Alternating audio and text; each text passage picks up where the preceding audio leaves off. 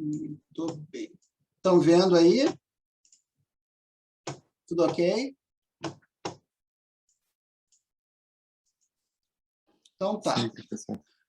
Bom, pessoal, então a minha ideia, pelo que eu entendi, a gente tem bastante tempo, né? Então a minha ideia é tentar trabalhar com várias questões relativas à criminologia cultural, fazer uma apresentação da criminologia cultural, quais são os seus objetos de interesse, as suas matrizes compreensivas, as tradições nas quais ela se inspira e assim por diante. Tá? Eu tenho me dedicado à criminologia cultural nos últimos anos, né? Na verdade, embora tenha a minha trajetória no programa tenha sido muito vinculada ao professor Auri, depois eu me tornei na FURG professor de criminologia também, uma disciplina que lá eu criei, e que é uma disciplina anual com 90 horas. E aí, gradativamente, fui me aproximando da criminologia cultural, até porque a criminologia cultural, do mesmo modo que as minhas próprias pesquisas no campo do direito processual penal, dialoga muito com questões pós-modernas que normalmente não são incorporadas pela criminologia. A criminologia cultural vai contemplar questões relacionadas à identidade, à expressividade, à representação da realidade, à verdade, vai ter uma outra leitura epistemológica que, penso eu, é muito mais rica do que aquela já sedimentada e tradicional da criminologia crítica, vai se preocupar com questões relativas a gênero, a etnia, questões que a criminologia crítica normalmente não dá muita atenção, porque tem um enfoque talvez mais restrito, direcionado à reação social, que tem o seu mérito e a sua importância, mas a criminologia cultural ela nos abre novas avenidas de investigação, nos dá a possibilidade de pensar para além dos próprios limites discursivos da modernidade, e por isso penso que ela tem muito a agregar ao debate, tem muito a enriquecer a criminologia brasileira, que, de certo modo, se encontra academicamente um tanto quanto estacionada ainda nos anos 80, claro, sempre com as devidas reservas.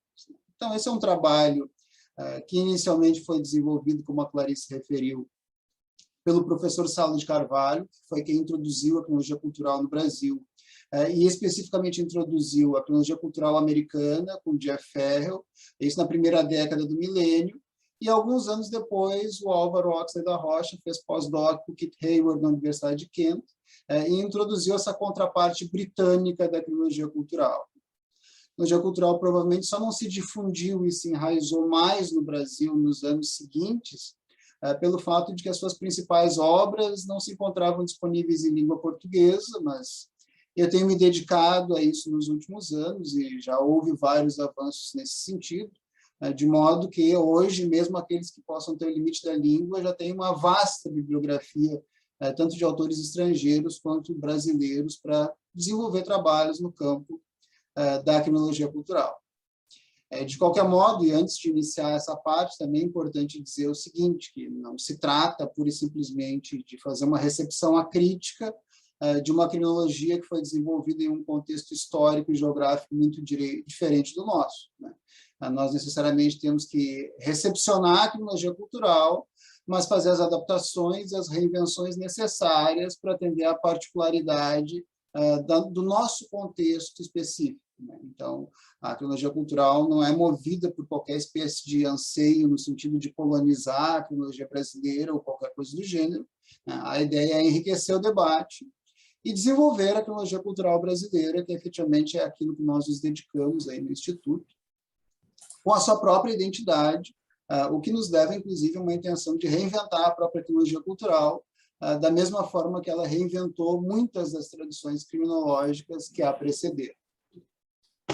Então, tendo sido feita essa introdução inicial, vamos situar, né, a criminologia cultural no seu pano de fundo estrutural, na atual quadra histórica. E para a criminologia cultural, essa é uma questão muito cara, né? Nós situamos a atual quadra histórica, a caracterizamos dentro daquilo que pode ser definido como modernidade tardia. O que seria modernidade tardia? A modernidade tardia é uma espécie de entrelugar entre uma modernidade que demonstra sinais visíveis de esgotamento, com as suas instituições atravessando um período de grande crise, e a gente pode pensar em termos da representatividade, da separação de poderes, do próprio direito, das próprias epistemologias modernas e as suas leituras e compreensões do mundo, né? Como também desde questões que são relativas à identidade, à expressividade e assim por diante. Então, a gente pode dizer que a modernidade se encontra em crise, em esgotamento. Num país como o Brasil, onde nós nem sequer consolidamos algumas das conquistas mínimas da modernidade, isso nos traz um cenário ainda mais desafiador, mas, ao mesmo tempo, a pós-modernidade ainda não chegou. De certo modo, ela está batendo a nossa porta, mas o novo ainda não está aí. E ninguém sabe exatamente quando ele chegará, quando isso ocorrerá, quando a gente vai caminhar para novas estruturas mais orgânicas, menos engessadas de organização social. Isso não está claro ainda. Então, a modernidade tardia, de certo modo, define esse entrelugar entre uma modernidade que se encontra esgotada e uma pós-modernidade que não chegou ainda. É um contexto de grande incerteza quanto a uma série de questões. A questão da identidade hoje se encontra em disputa. Se a gente retorna algumas décadas, a gente percebe que determinados marcadores sociais definiam de modo muito claro quais eram os papéis reservados aos indivíduos na sociedade, de modo que, por exemplo, havia um lugar claramente definido, hierárquico, superior, reservado ao homem branco heterossexual. Isso hoje já se encontra em disputa, nós temos N movimentos que lutam pela expansão da cidadania, a causa feminista, LGBTQ, movimento de expressividade negra e assim por diante. Tudo isso nos leva a um contexto de grande conflito, uma disputa que a gente poderia definir como guerra cultural, a emergência de uma série de movimentos em diferentes contextos geográficos de extrema-direita, que retornam a essencialismos, que tentam pensar questões culturais como se fossem questões naturais e tentam, de algum modo, restabelecer aquelas balizas identitárias em um contexto muito mais movediço, muito mais incerto do que aquele que nós enfrentamos agora. Então, é um contexto particularmente desafiador, um contexto que nos traz, como intelectuais, uma série de perguntas para as quais as respostas não são tão simples assim, e um contexto, acredito eu, para o qual a criminologia cultural está muito bem preparada para nos auxiliar, porque propõe uma série de matrizes compreensivas que eu considero como as mais excitantes e as mais relevantes para compreender essa realidade contemporânea com toda a sua especificidade. Mas antes que a gente chegue na criminologia cultural, é interessante falar um pouco nas criminologias que a precederam, digamos assim. Criminologias que a criminologia cultural revigora e reinventa. E revigora e reinventa de um modo que, digamos assim, não corresponde, talvez, àquela leitura que a gente encontra no Brasil, que, digamos, de certo modo, polariza as criminologias em criminologias, de um lado, etiológicas e, de outro lado, criminologias de reação social. Então, a criminologia cultural, sim, vai perceber que há um grande mérito nas formulações teóricas inovadoras de autores como Merton e Sutherland, nas teorias de subculturas de Albert Cohen, de Gresham Sykes e de David Matza. Vai perceber, é claro, e aqui sim, essa parte é mais incorporada e bem representada na criminologia crítica, a importância do trabalho do Stanley Cohen e do Howard Becker, e a criminologia cultural vai, de certo modo, se valer desses modelos compreensivos e vai revigorá-los dentro de um contexto no qual haverá um diálogo também com N outras áreas do conhecimento. Então, a criminologia cultural vai utilizar também os estudos culturais, a geografia, a literatura pós-moderna de um autor como Lyotard, e N outras leituras mais contemporâneas que estão fora daqueles marcos mais modernos de compreensão do mundo, para efetivamente incorporar essas questões que a criminologia costuma ignorar no contexto brasileiro, por exemplo. Outros dois autores, esses mais recentes, embora não sejam exatamente autores de criminologia cultural, também são incorporados por ela e são importantes para as suas lentes compreensivas. De um lado, Stephen Lean, que desenvolveu toda a ideia de uma sociologia do risco, que vai discutir que tipo de sentimentos, que tipo de sensações, que tipo de emoções experimentam essas pessoas que voluntariamente colocam a sua vida em risco, por meio de uma série de atividades, como o alpinismo, o bungee jumping, as pessoas que trabalham como dublês e assim por diante. Como que nesse limiar entre a vida e a morte, de certo modo, o indivíduo recaptura algum tipo de controle numa sociedade rotinizada, né, repleta de controles, de burocracias, né? Como que isso dá um tipo de sentimento para o indivíduo, né? É uma discussão, como a gente vai ver depois, incorporada pela criminologia cultural para a gente pensar a questão do edge work, o que eu traduzo como ação limítrofe de caráter criminal, né? Isso vai ser bastante interessante também. E, de outro lado, o trabalho do Jack Katz, né, o Seductions of Crime, no qual o Jack Katz vai discutir o que ele chama de primeiro plano do crime. O primeiro plano do crime, que nós poderíamos definir aqui como um primeiro plano fenomenológico e existencial da vida criminal. Quais são as sensações experimentadas pelos indivíduos que protagonizam um evento criminalizado? Qual é a sensação real de planejar e de executar um crime? O que significa relembrar como vítima a dor da violência? Quais são as sensações em termos de empoderamento e de construção da identidade que um policial, por exemplo, experimenta quando entra em uma favela armado, disposto a executar pessoas? Qual é o sentimento de fraternidade que une aquelas pessoas naquelas circunstâncias adversas? Todas essas são questões que de certo modo, o Jack Katz aponta como relevantes nesse livro, que depois é revigorado pela própria criminologia cultural. E se a gente vai pensar na criminologia cultural propriamente dita, há alguns autores que a gente pode identificar como os seus principais expoentes, e que eu enumero aqui. Então, o primeiro deles é o Mike Presdy, que infelizmente já faleceu, tem um livro formidável chamado Criminologia Cultural e o Carnaval do Crime, que vai ser lançado talvez no final do ano que vem, na coleção Criminologia Cultural que eu coordeno, na editora EMAIS. O Jock Young, que é provavelmente o segundo grande nome da história da criminologia, é o nome mais conhecido da segunda metade do século XX, sem dúvida, e que nos últimos anos da sua vida, efetivamente se tornou um criminologista cultural. O Jeff Ferrell, que é o fundador da criminologia cultural que surge nos Estados Unidos em meados da década de 90, o Wayne Morrison, que foi o orientador do Keith Hayward no primeiro trabalho britânico de criminologia cultural, e depois veio ele, o Wayne Morrison, a ser ele também um autor de criminologia cultural, e a Michelle Brown, que é uma autora contemporânea também no campo da criminologia cultural, e que, inclusive, é uma das editoras do dossiê de criminologia cultural da Revista Brasileira de Ciências Criminais, que eu estarei editando juntamente com ela e com o José Link, que também é egresso aí do programa, e que é parceiro do Saulo de Carvalho naqueles livros tão simpáticos e instigantes sobre criminologia cultural e rock.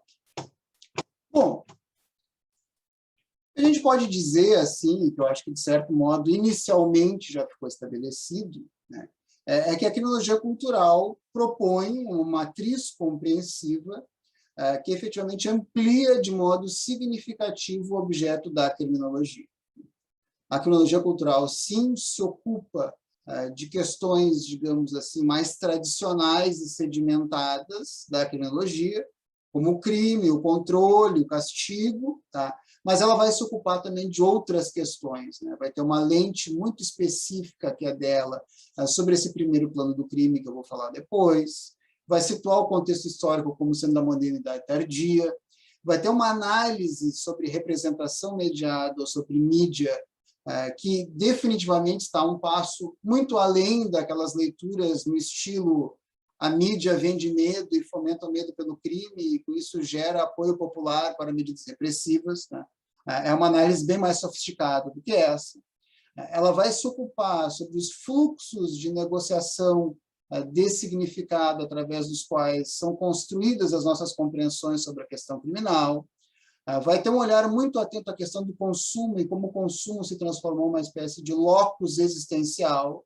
Nós definimos a nossa identidade por meio do consumo, e ela é uma criminologia que, graças às suas raízes no anarquismo, se a gente pensar no Jeff Ferrell, e na própria criminologia crítica britânica e na sua vinculação com o marxismo, é uma criminologia que é abertamente engajada. É uma criminologia que contesta o poder autoritário, que efetivamente trabalha de modo aberto por justiça social, que não pretende ser uma espécie de espelho imparcial da realidade, mas sim que assume o seu lugar histórico de confronto. Também é importante dizer, em um sentido metodológico, que uma análise verdadeiramente criminológico-cultural, ela necessariamente deve contemplar 3 níveis.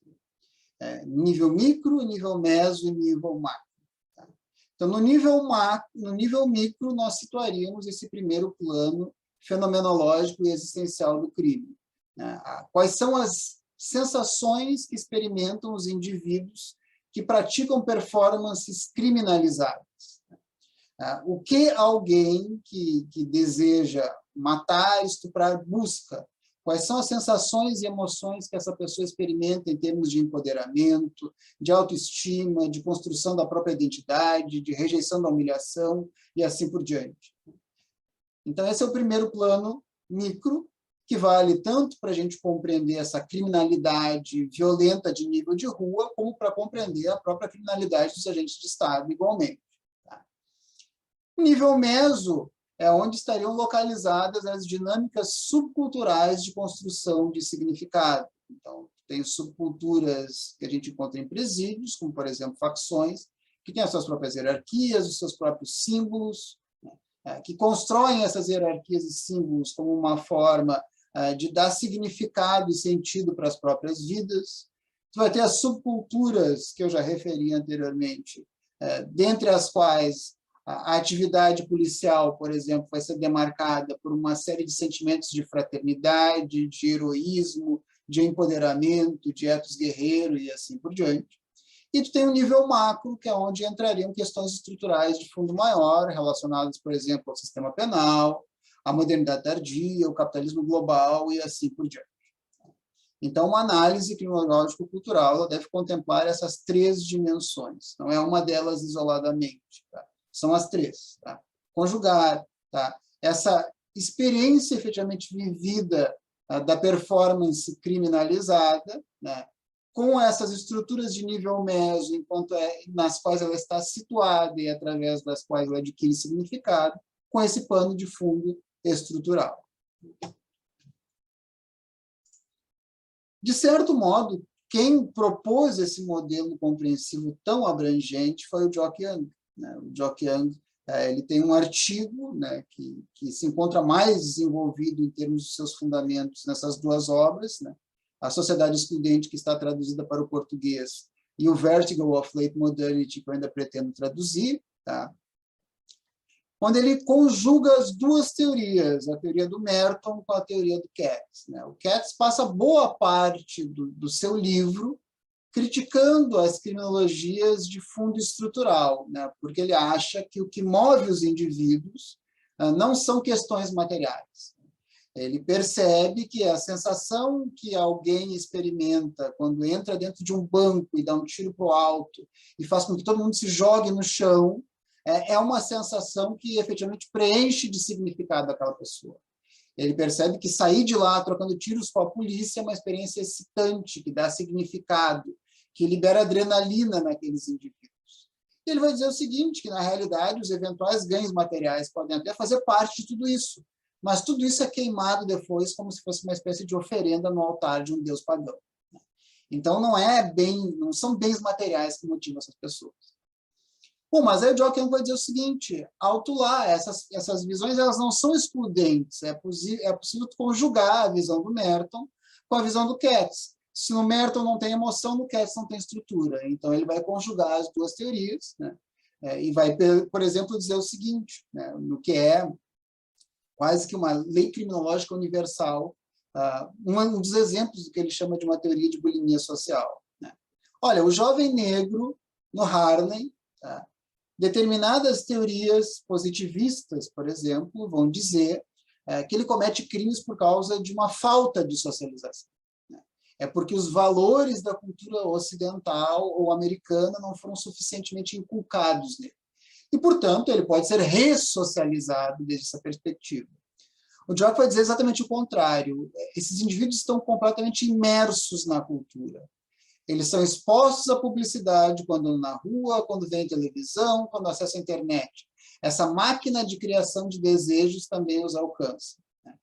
E aí eles perguntam, bom, qual é a sensação, né, que alguém que não consegue se realizar nesse modelo de sociedade tem? Alguém que não consegue usar o tênis Nike, que não tem uma bolsa cara, que não tem um carro, que não tem nada disso. Essa pessoa experimenta uma profunda sensação de humilhação. Então, é desde essa perspectiva que ele vai perceber que determinadas subculturas, né, vão se formar como uma espécie de solução coletiva para esse problema compartilhado de status. E aí, nessas subculturas, a violência pode ser uma solução, pode ser objeto de apreço, né? Então, é por isso que a bulimia é social, porque a sociedade engole os indivíduos culturalmente, mas os vomita, os exclui socialmente. Então, esse é o argumento. E desde essa perspectiva, também o Jock vai trabalhar com uma série de questões ligadas à modernidade tardia e seus descontentamentos, mostrando como a heterogeneidade hoje é um grande problema, né? E como determinadas situações que são típicas do contexto sobre o qual ele escreve, nós poderíamos pensar como algo que reflete o nosso contexto também, né? Em termos de ressentimento, por exemplo, ele vai apontar que uma mulher que dedicou grande parte da sua vida à carreira pode encontrar dificuldade numa idade mais avançada para engravidar e ter filhos. Essa mulher, por exemplo, uma mulher de classe média, é uma pessoa que paga os seus impostos, e não são poucos, afinal de contas, e sente que não obtém nenhuma espécie de contrapartida por eles. Ela, eventualmente, pode se ressentir, né, de uma jovem adolescente em situação de vulnerabilidade social que engravida e que vai ser beneficiária de determinadas políticas públicas. Não é que ela trocaria de lugar, né, com essa jovem, é claro que não, mas vai haver um ressentimento. E esse mesmo ressentimento ele vai se refletir em uma série de outras circunstâncias. Por exemplo, se a gente vai pensar em termos de ações afirmativas, se a gente vai pensar no auxílio-reclusão, né, e aí a gente começa a perceber como é a questão da diferença e a questão da identidade são propícias para uma série de conflitos e de guerras culturais, né, que, inclusive, podem ser pensadas, né, acredito eu, como uma espécie de fator etiológico para o cometimento de crimes. Se a gente vai às eleições presidenciais de 2018, por exemplo, existem mais de 100 agressões documentadas, né, contra pessoas com determinado perfil, né? Então, jovens negros, estudantes de esquerda, ativistas feministas, e aí a gente percebe como se pode pensar isso, inclusive, como uma espécie de fator etiológico para o cometimento de crimes. E aí, vejam bem o seguinte, a questão aqui é que, no Brasil, de certo modo, nós demonizamos questões etiológicas, nós demonizamos essas questões. Nós decidimos que a criminologia deve se ocupar única e exclusivamente da reação social contra a criminalidade. Ela deve se ocupar das definições estatais do que é crime e de como um determinado processo de interação social eventualmente vem, né, a atingir alguém efetivamente colocando nele o rótulo ou a etiqueta de criminoso. E essas perguntas, as perguntas etiológicas, perguntas causais, por que alguém estupra, por que alguém mata, são perguntas que a criminologia crítica brasileira simplesmente não responde, ela não se ocupa delas. E como a criminologia acadêmica erudita não faz isso, esse é um espaço que acaba sendo ocupado pelos piores discursos simplificadores, porque a academia renunciou a ocupar esse espaço. É assim que a gente tem a bandidolatria e o democídio e tantas outras coisas absurdas rolando por aí, né? E, curiosamente, até vou falar sobre elas mais adiante, né, há uma certa academia de direita que vem ganhando espaço no Brasil e sendo convidado para falar sobre as rational choice theories, sobre as teorias de escolha racional, como uma explicação do porquê as pessoas cometem crimes, né? Porque nós, né, renunciamos a esse tipo de explicação. Bom, falando ainda sobre aquele pano de fundo estrutural, né? Eu falei em capitalismo global. O capitalismo global hoje é um empreendimento cultural, né? Um empreendimento cultural que, fundamentalmente, tem a capacidade de transformar, inclusive, coisas, bens e sentimentos que, por sua natureza, não poderiam ser transformados em produtos. Ele fez isso com a própria questão criminal. Hoje, o crime é um produto que é consumido por todos nós, na literatura, nos filmes, nas histórias em quadrinhos, nos games, como um estilo de roupa fabricado por grifes que imita as estéticas de gangues de Los Angeles. O capitalismo transformou tudo isso em produto. E pensar o capitalismo como uma espécie de empreendimento cultural, né, nos leva a perceber que ele produz uma espécie de magia. Ele faz com que a gente perceba coletividades como se fossem mercados, pessoas como se fossem consumidores, e ele transforma emoções e experiências em produtos. O capitalismo global conseguiu transformar essa questão, a questão relacionada à difusão de determinados produtos e marcas, em algo, inclusive, existencial. Hoje nós definimos a nossa identidade, quem nós somos, por meio do consumo. É por isso que as pessoas gastam uma fortuna em um iPhone, né, porque tiraram um telefone simples, barato, chinês, um Xiaomi, como eu tenho, do bolso, e expô-lo publicamente, é dizer algo sobre a sua precária condição social. Né?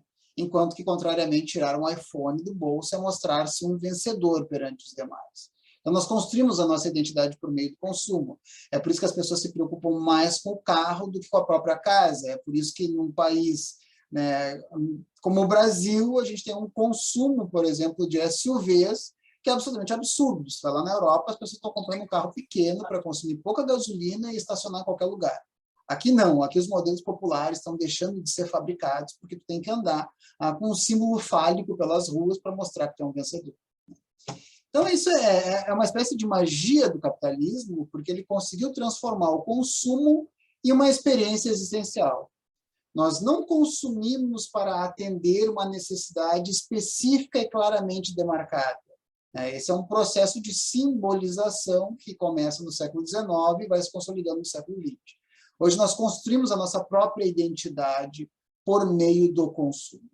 É assim que nós dizemos quem nós somos, né? Inclusive publicamente. É assim que nós construímos uma imagem favorável de nós mesmos quando a gente olha o nosso rosto no espelho e assim por diante.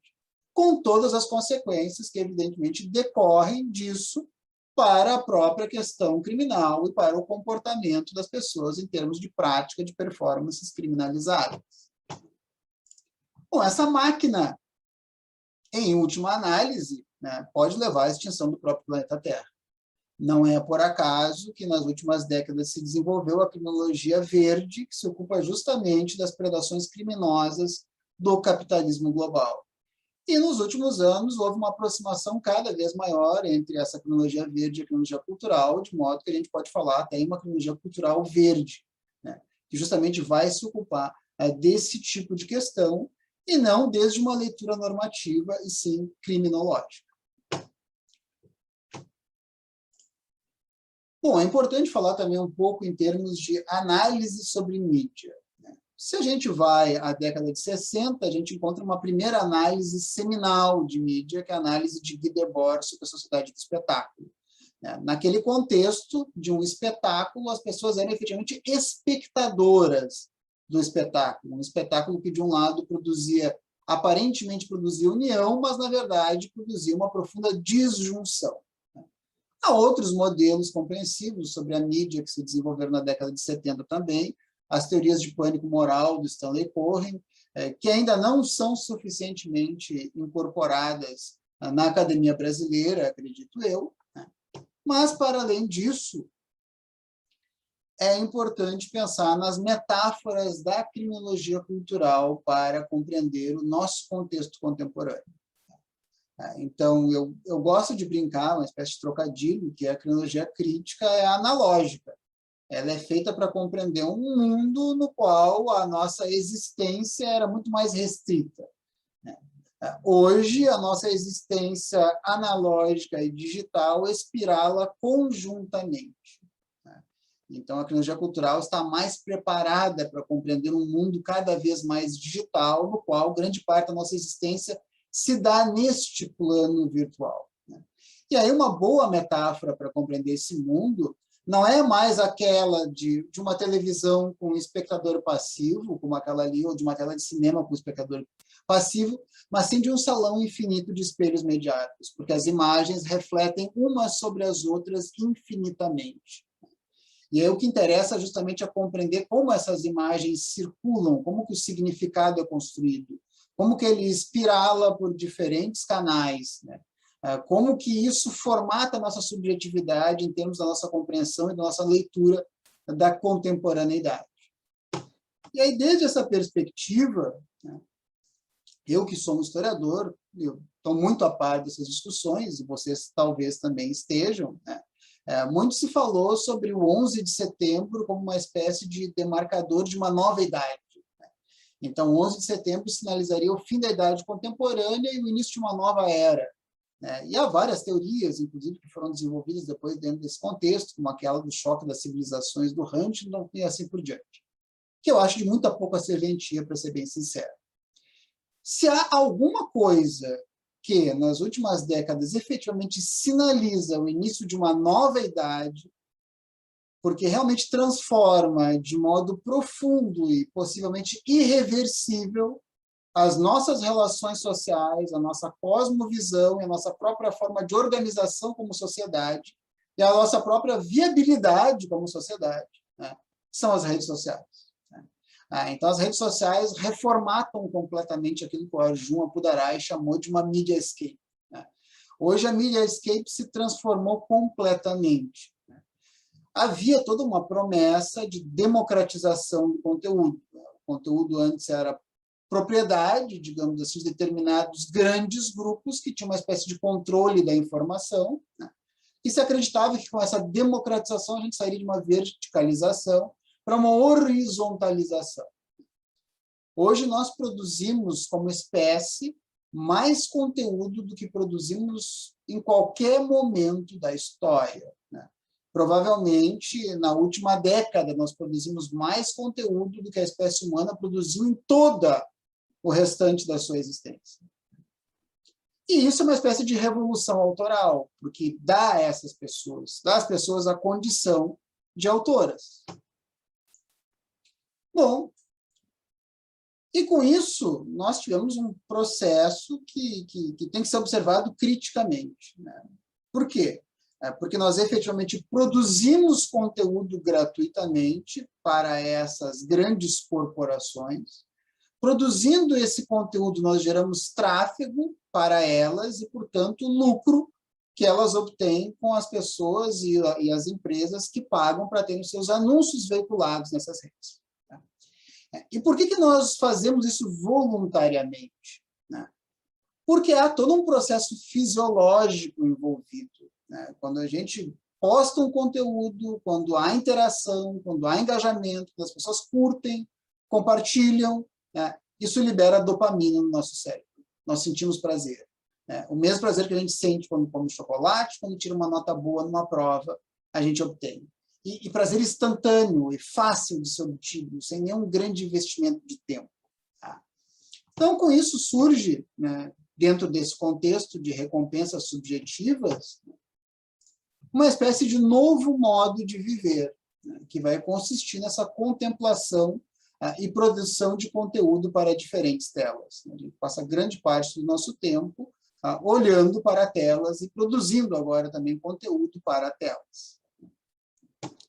Isso se agrava por quê? Porque por meio destes canais, tem aqueles que são mais abertos e aqueles que são mais subterrâneos, tem os grupos do WhatsApp, tem os canais do Telegram, tem as subculturas na Deep Web. Todos esses são lugares nos quais fake news circulam irrestritamente.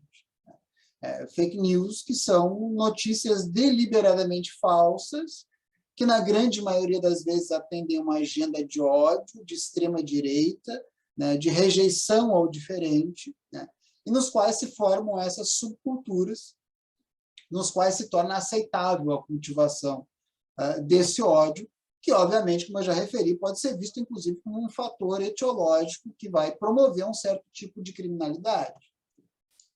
É comum, então, que desde essa perspectiva de difusão de uma racionalidade binária, de uma polarização sem precedentes, haja um comportamento de manada, dentro do qual as pessoas se alinham, né, sem nenhuma espécie de reflexão, né, ao grupo ao qual pertencem.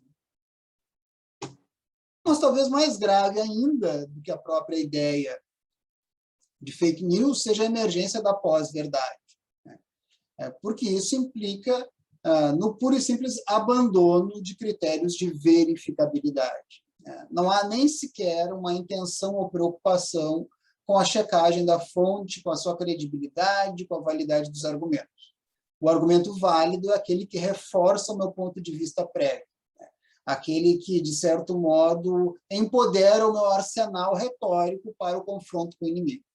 Todo aquele argumento que me ajuda a essencializar o outro, seja o outro em termos étnicos, políticos, religiosos, filosóficos, esse é um argumento que eu rapidamente incorporo, ao mesmo tempo que eu rejeito qualquer outro tipo de argumento.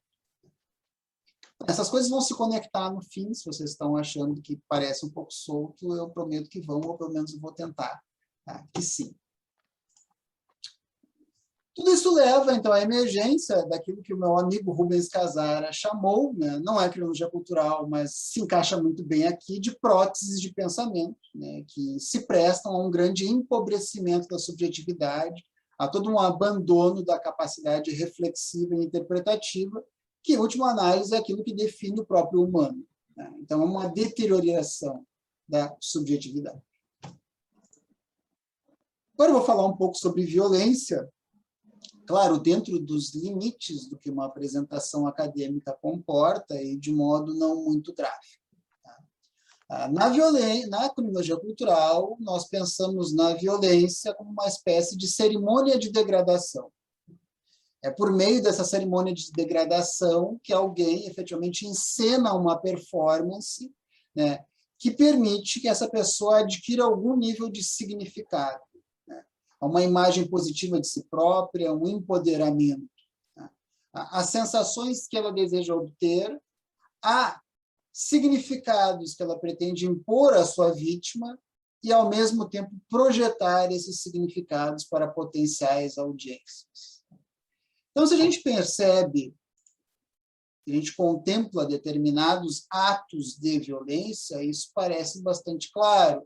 Aqui a gente tem uma espécie de performance de gênero através da qual o parceiro procura afirmar a superioridade do seu gênero perante a sua parceira. Ele se empodera e, ao mesmo tempo, inferioriza a vítima. É uma troca tanto física quanto simbólica. A parcela física da violência nos diz algo sobre a violência, mas talvez muito pouco. Com certeza não nos auxilia em nada a compreender a violência. E se a gente vai pensar em termos normativos, é claro que a estrutura que nós, na modernidade, construímos, a estrutura jurídica do conceito analítico de crime, o que ela faz é transformar tudo isso em uma grande abstração. Ela transforma esses conflitos interpessoais tão ricos em simbologia, em significado, em emoção, em uma abstração. A abstração do fato típico antijurídico culpável. Até pode ser que essa abstração tenha um determinado propósito e que, se corretamente compreendida, raramente é, nos ajude de algum modo nessa intenção de contenção do poder punitivo. Mas ela não nos auxilia em nada a compreender a questão criminal e os sentimentos que estão em jogo aí, a sensibilidade, as emoções, o que motiva as pessoas. Isso em nada nos ajuda o conceito analítico de crime. Pelo contrário, ele só nos afasta. Ele transforma esse objeto tão rico, que é objeto de fascínio e de interesse de todos nós, em diferentes instâncias da vida, né, em uma abstração total e completa. Do mesmo modo, um policial que pratica a violência experimenta determinados sentimentos, se empodera, reconstrói a própria imagem a cada dia, vê a si mesmo como um vitorioso, como um vencedor, afirma o seu lugar no mundo. Então, pensar a violência em seus próprios termos, né, não significa justificá-la, é claro que não, mas sim compreendê-la. Né? Ter uma postura, como disse o David Matza, lá na década de 60, num livro chamado Becoming Deviant, uma postura apreciativa em relação ao comportamento criminalizado, não é uma postura apreciativa no sentido de que vai justificá-lo ou considerá-lo louvável. É uma postura apreciativa no sentido de uma empatia que visa buscar as tessituras desse comportamento, se colocar no lugar daquele que pratica aquele fato, para então tentar compreendê-lo.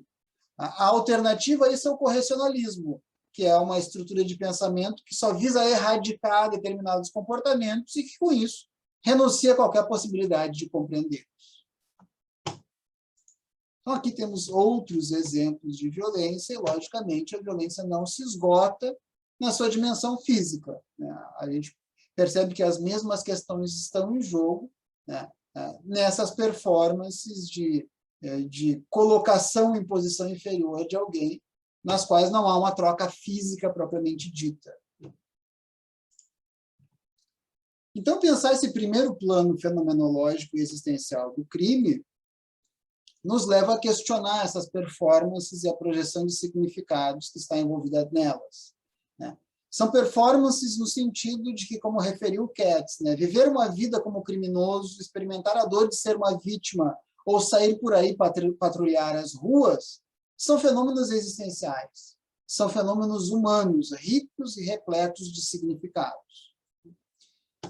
E se a gente vai pensar em termos dessas performances, dessas cerimônias, a gente pode compreender, inclusive, por que algumas pessoas protagonizam condutas como ataques a tiros em escolas. Né?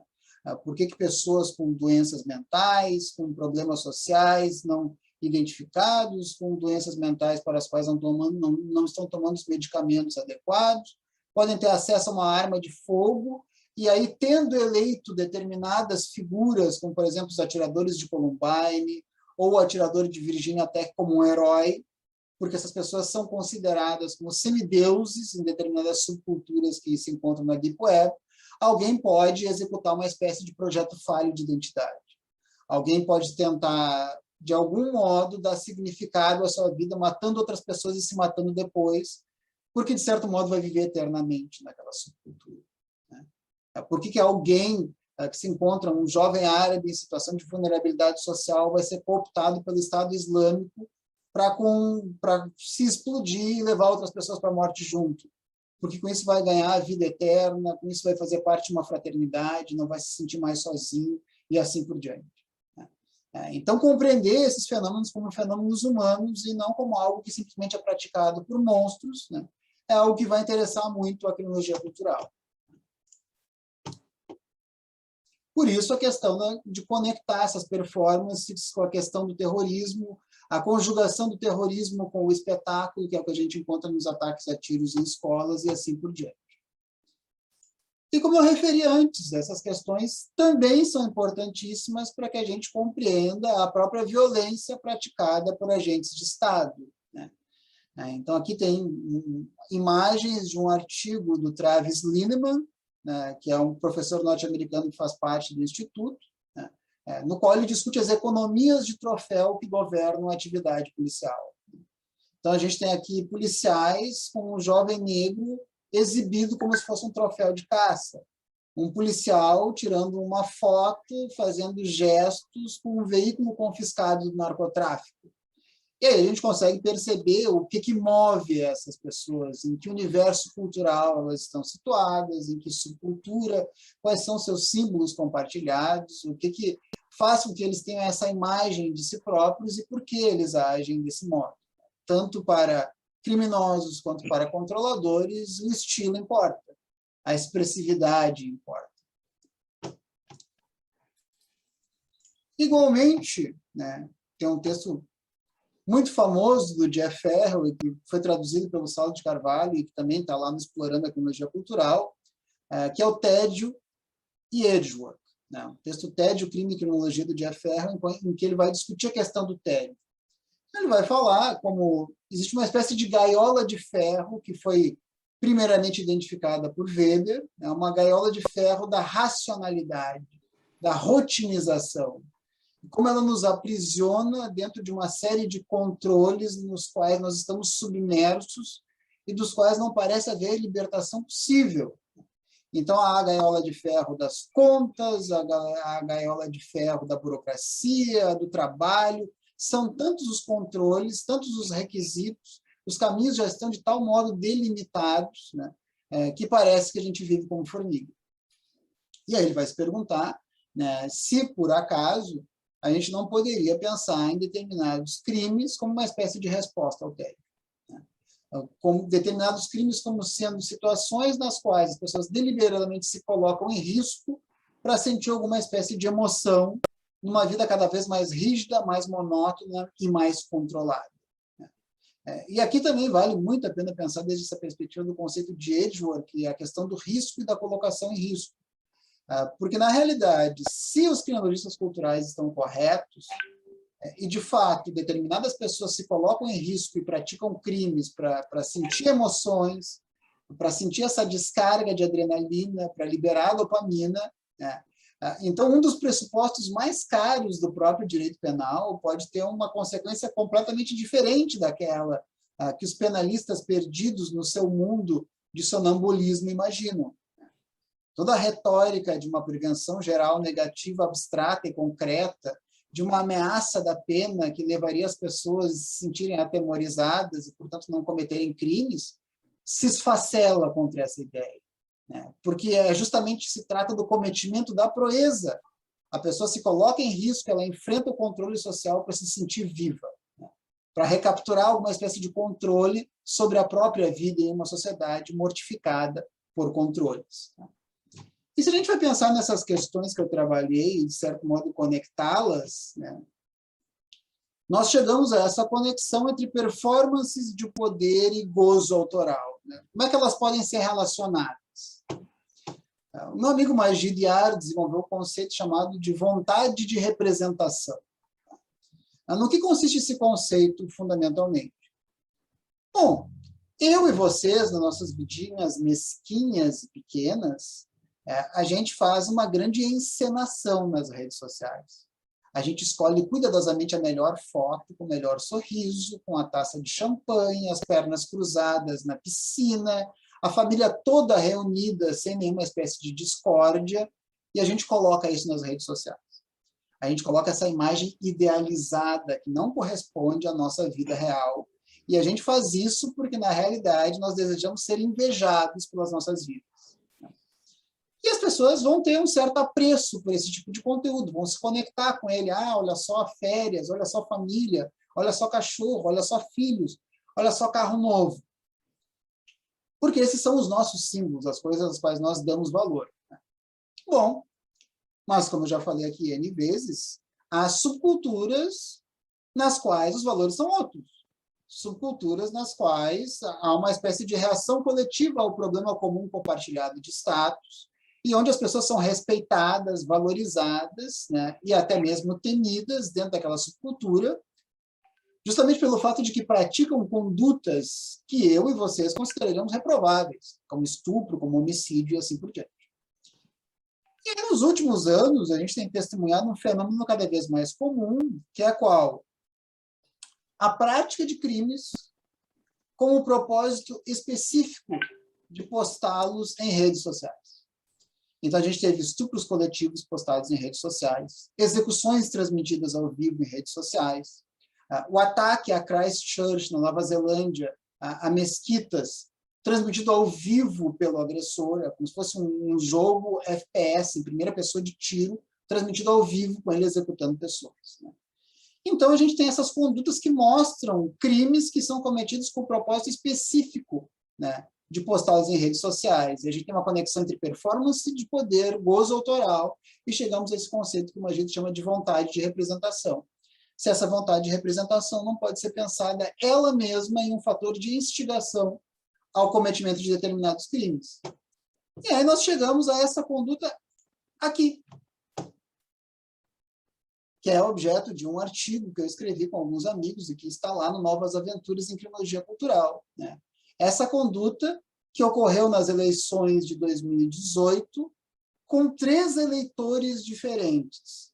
3 eleitores postaram nas redes sociais, né, fotos nas quais estavam armados votando neste candidato, né? São 2 fotos e um vídeo. O vídeo, essa foi a única pessoa que foi encontrada. No vídeo, a pessoa efetivamente vota com um simulacro de arma. Ela interage com a urna, com um simulacro de arma. E aí, essa é uma das coisas que a criminologia cultural tem como cara, né?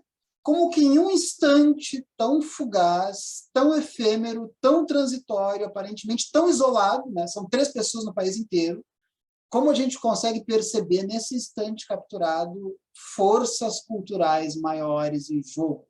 Como a gente consegue perceber toda a retórica da guerra contra o crime, a arma como símbolo fálico, o desprezo pela democracia e pela representatividade.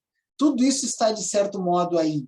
A sedução do crime, porque as eleições são todo um espetáculo, né? É tudo menos algo que é objetivamente delimitado em torno de argumentos. Mas quando nós, eleitores, somos chamados a votar, a gente vai lá fazer uma coisa completamente entediante, que é pressionar numerozinhos, né? Para essas pessoas isso não bastou. Essas pessoas demonstraram essa adesão à manada. Elas cometeram um crime porque violaram o voto secreto, estavam portando armas que provavelmente tinham de modo ilegal, né? Experimentaram essa sensação e essa emoção, o perigo de ser pego, de ser visto enquanto praticava o crime, né?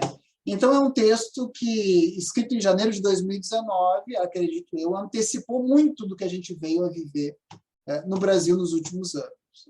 Imagens importam para que a gente compreenda a realidade.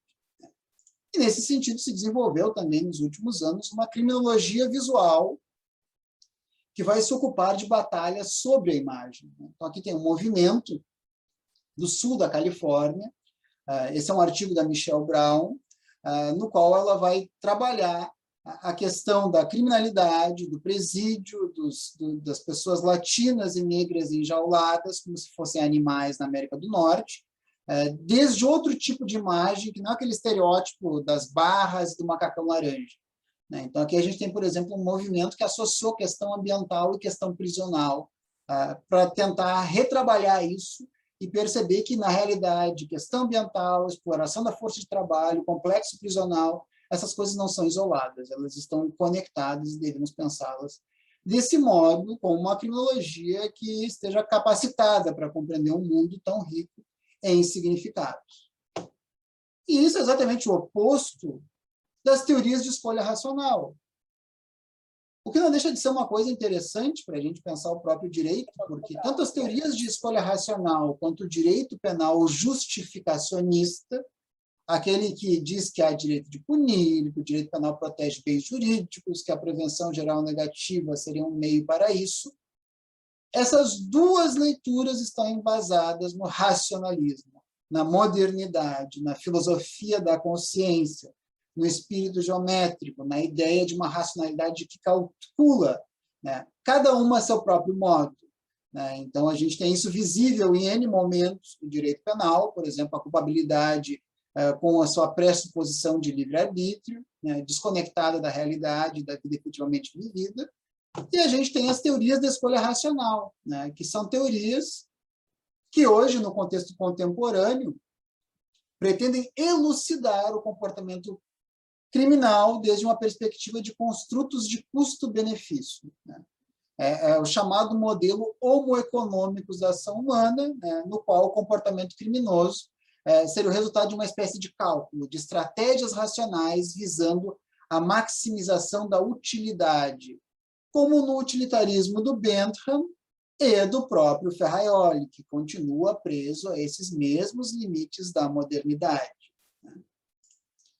Então, a gente tem aqui uma estrutura na qual, no seu extremo de máximo patológico, a mente dos potenciais infratores é reduzida a uma fórmula estatística, né? Então, aquela ali é uma citação de um autor. Nós temos autores, e aí a criminologia cultural usa a imagem do dinossauro, para mostrar uma base epistemológica, que é o cérebro, praticamente inexistente, e um corpo que é composto de cálculos infindáveis, né? Há uma pretensão de explicar o comportamento humano com base nessa desnaturalização matemática, como se a nossa essência fosse essa, da ordem da matemática. E aí, é claro, essa é uma teoria que é completamente justificacionista, que vai renunciar a qualquer intenção de compreensão desses processos psicoemotivos internos, né, bem como a qualquer análise da desigualdade estrutural e da injustiça que são típicas do sistema penal contemporâneo. E aí o meu amigo Jeff Ferrell vai perguntar o seguinte: bom, se essa é a criminologia e esse é o método, então morte é o método. Há quem diga que a criminologia deve se fundar em estatísticas, na produção de evidências, que a criminologia deve apresentar gráficos, tabelas e planilhas, que um artigo de criminologia deve ser essencialmente uma exposição infindável sobre o método através do qual se chegaram a respostas que são minimamente discutidas no final. Se esse é o método, então morte é o método, e o que poderá ser a criminologia se abandonar esse método e adotar um outro método mais sensível à experiência vivida do crime. E aí, já me encaminhando para o encerramento, né, essa é uma imagem que me agrada muito e que é bem representativa desse ethos da criminologia cultural, porque conecta diferentes dimensões. As questões sobre identidade, sobre cidadania, a questão ambiental, a exploração da força do trabalho, as crianças fabricando tênis Nike, situação de vulnerabilidade social e quase escravidão na Ásia, estão conectadas ao sistema prisional e ao capitalismo global. Todo esse é um grande conglomerado de injustiça e exploração, né, que deve ser confrontado abertamente por uma criminologia que é engajada e que é, assim, fundamentada cientificamente. Não é só discurso político, mas também é, e não há problema nenhum em admitir isso. E aqui algumas indicações, tá, de livros. O Criminologia Cultural, um convite do Jeff Ferrell, Kit Hayward e Jock Young, é, desde a minha perspectiva, o mais importante livro de criminologia do século XXI, sem sombra de dúvida, né? É um convite aberto para que leiam, conheçam e se sintam estimulados a pesquisar em criminologia cultural. Tá? O Crimes de Estilo, do Jeff Ferrell, tá? Livro no qual o Jeff retrata a subcultura do grafite de Denver e depois a reação social contra os grafiteiros, localiza essa reação social dentro de fluxos maiores de desigualdade e de injustiça. Um livro seminal, né? Aqui 2 obras coletivas, Novas Aventuras em Criminologia Cultural e Explorando Criminologia Cultural, que são assinadas por mim, pelo Jeff, pelo Kit Hayward e pelo Álvaro, né? E o Crime e Castigo, que é um livro que reúne alguns artigos que eu desenvolvi com os meus alunos da graduação e da pós-graduação nos últimos anos.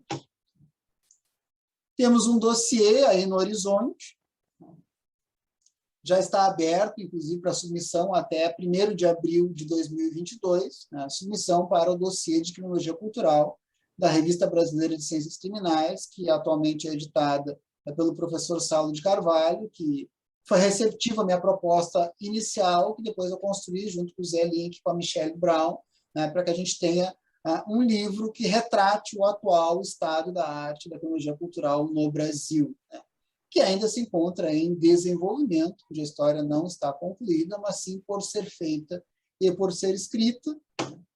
E fica aí o convite para que vocês deem uma olhada lá no site do Instituto Brasileiro de Criminologia Cultural, que eu fundei junto com o Jeff, o Kit e o Álvaro lá em 2019, e, como eu referi, tem como propósito justamente o desenvolvimento da criminologia cultural brasileira.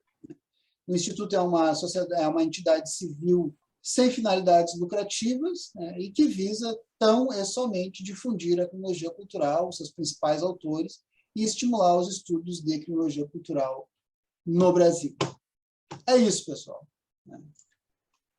Chega de falar, vou tomar uma água agora que eu cansei. Não, pois é, eu fiquei olhando e até fiquei limitada, né? Não tive coragem de tomar água, porque o nosso convidado fala sem tomar água e eu não estou falando e vou tomar água. Então, eu evitei tomar água, mas agora também.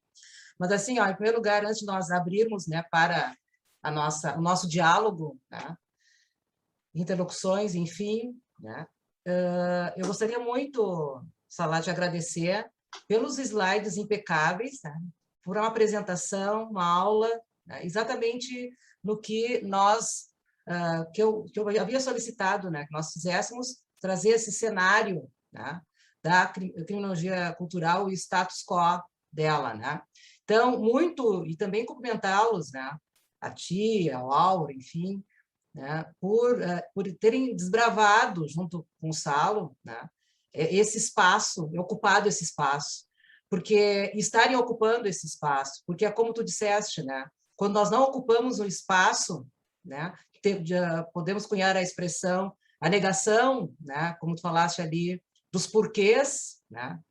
Da criminologia, do crime, enfim, alguém ocupa, e geralmente quem ocupa, né? Não ocupa muito bem, né? E toma conta de modo muito equivocado. Isso é bem importante que tu disseste, né? Então, nós temos, assim, eu acho que uma proposta que nos aproxima de uma crítica própria hermenêutica, né? A própria hermenêutica do direito, a própria hermenêutica da criminologia, né? Então, há muito tempo eu abandonei a expressão a nova ou novíssima, ensaiei hermenêutica, disse que isso, eu estou na mesma racionalidade andando em círculos, né? Então, acho que sim, né? Estamos propondo e construindo e admitindo e assumindo, né? Que a necessidade de uma crítica própria hermenêutica também, né? E mais do que isso, né? Tu traz, assim, além dos slides impecáveis, né? O teu argumento, acho que tudo, não existem coincidências, costumo dizer também, né?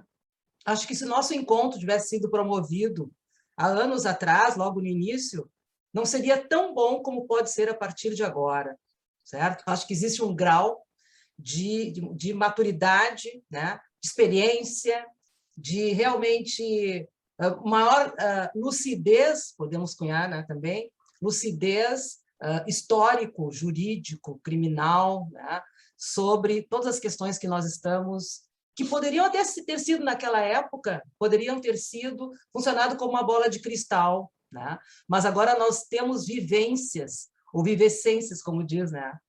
A nossa autora negra querida. Então, assim, ó, realmente é um momento, acho que não existem realmente coincidências, né? É um momento de maturidade e de realmente nós conseguirmos, né, firmar, né, mais do que nunca essa matriz, podemos dizer assim, matrizes, né? E sempre no plural, como vocês também dizem, nós todos dizemos, né? Então, eu fui muitos anos professora de teoria do delito, né, que era o nosso Direito Penal 2, na PUC. E eu iniciava, quando o conceito de crime, na esteira do que tu disseste, né, eu iniciava assim, muito bem, eu vou ministrar aqui um conteúdo para vocês, né, estritamente dogmático, né. Primeiro eu preciso trazer os conceitos, né, para depois a gente tentar revisitá-los, criticá-los, enfim, mas o ponto de partida aí me aproximando bem do que tu disseste, né? Pessoal, é o homem médio, né? O homem médio para o qual um dia eu gostaria de ser apresentada, porque ele fica nesse nível abstracional. Então, assim, ó, estou dando aula pela aqui. Mulher honesta. Hã? Apaixonado pela mulher honesta, o homem médio. A mulher honesta, todos aqueles conceitos, né? E preconceitos que ali estão postos, né? E que são decorados, memorizados, e o pior, né? Continuam sendo aplicados na mesma lógica, né? Ok? Então, nós falamos desses homens, né, que não são homens de verdade, como dizem as crianças, né? Muito bem, então é muito bom falar sobre isso abertamente, esse momento do caso brasileiro que nós estamos vivenciando, especialmente no caso, digamos assim, global, né, globalizado, a questão da pandemia, que também nos, né, tirou, né, das zonas de conforto que estávamos, né, sem mesmo termos consciência disso, apesar de termos esse compromisso com a crítica, né? Em todo caso, aprendemos, espero que aprendamos e continuemos aprendendo, né, cada vez mais com essas realidades, novas realidades que não me parecem meramente episódicas, né? Então, a questão do gênero, a crítica, né, sobre a crítica, algumas críticas que são realizadas acerca da criminologia cultural, né, como, por exemplo, a questão de gênero, sim, né, enfrentada no SALA. Então, como toda a questão que o grupo aqui, o grupo de pesquisa, né, o GSEG, que é Gestão Integrada à Segurança Pública, até por uma questão histórica, esse nome aí nos compromete, sempre me balança um pouco, mas eu acho que talvez seja um objetivo, alguma coisa mais para o fim do nosso, né, como objetivo do nosso movimento dentro do grupo. Aí acrescentamos finalmente a proposta do grupo, 2 pontos, né? Então, diversidades, né? Vamos pensar e discutir diversidades, e a criminologia cultural está assim, ó, bem ao encontro, né? De modo, vou utilizar uma palavra que um colega utiliza na linguística, que talvez não seja muito boa, mas que se acopla, uma coisa bem com o que vocês propõem também, e nós também passamos, né, a propor, né? Então, a morte ao método também é uma questão que sempre esteve, né, no centro das minhas preocupações, né? Hoje eu estou trabalhando lá na pró-reitoria, e aí com os 57 cursos, né, de graduação, mais outros, a questão dos cursos também online, né, e novos cursos que virão por aí, né, e trabalhando com os coordenadores todos, e enfim, e repensando, né, essa lógica, e me preocupa muito que cada vez mais eu vejo uma restrição, ou talvez até mesmo um empobrecimento pedagógico, né, lato sensu, né, mas com uma preocupação quase que exclusiva com as evidências dos dados. Parece que tudo é avaliação, tudo inicia, se desenvolve, pedagogicamente, olhem só que grave isso, né? E acaba, termina com a avaliação, e é isso que basta, né? Então, o que nós estamos construindo aí, ou desconstruindo, né? Não que não sejam importantes as evidências, sim, né? Mas elas devem integrar um projeto, pode-se dizer assim, maior, né, que isso.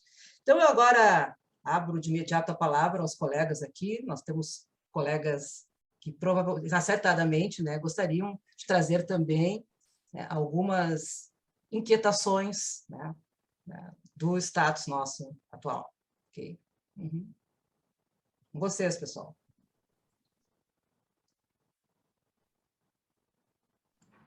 Calma, um de cada vez. Eu vou fazer um comentário, então, bem breve. Boa tarde a todos e a todas. Obrigada pela exposição, professor Salar. Obrigada, professora Clarice, por ter organizado aqui, né, e ter possibilitado que a gente assista, mesmo não estando na disciplina.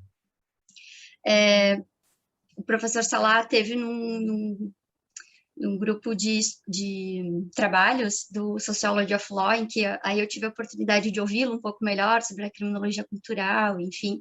Eu vinha pesquisando lá na época do final da minha graduação. Agora, no doutorado, eu já não me dedico tanto à criminologia cultural, mas sempre dando uma olhada, né, no que vem acontecendo, enfim. E eu acho que é sempre muito importante, o professor Salar começou ali falando da modernidade tardia, né, e eu pego isso muito como referência, por isso que coloquei ali, eu gosto muito do livro do Jock Young, que ele trabalha de maneira mais aprofundada, né, o que ele entende por modernidade tardia, e isso nos dá toda uma base não só para a criminologia cultural, mas para os estudos das ciências criminais no geral, eu acho, né, e ele muito apegado também ao próprio Bauman, né, com a modernidade líquida, ele até meio que dedica o livro lá no início a ele. E então eu acho que a partir daí a gente consegue realmente abrir os olhos um pouco para entender a contemporaneidade, para entender no que a gente está e tentar de alguma maneira se livrar desse sentimento de vertigem, né? Ou pelo menos botar um pause nele para tentar compreender, porque pelo menos eu faço essa interpretação, assim, que essa vertigem da modernidade tardia, ela nos embrenha ou nos coloca num estado que a gente sequer consegue digerir ou enxergar ou se dar conta, né? Então, acho que um dos papéis da criminologia cultural é esse também, de conseguir fazer a gente enxergar fora dessa gaiola de ferro, né? Então, só agradecer mesmo, professor. Eu anotei aqui do dossiê, achei muito interessante, não sabia que teria um dossiê sobre criminologia cultural. E E no ponto ali que o professor falou sobre o kill method, né? Enfim, a importância dos dados, das pesquisas quantitativas, enfim, e me veio à cabeça algo oposto a isso. Acho que seria uma maior importância as pesquisas de vitimização, né? Não sei o que o professor acha, assim, de realmente conseguir, então, enxergar os fenômenos criminais, ou enfim, o objeto da criminologia como um todo, a partir também dos estudos de vitimização.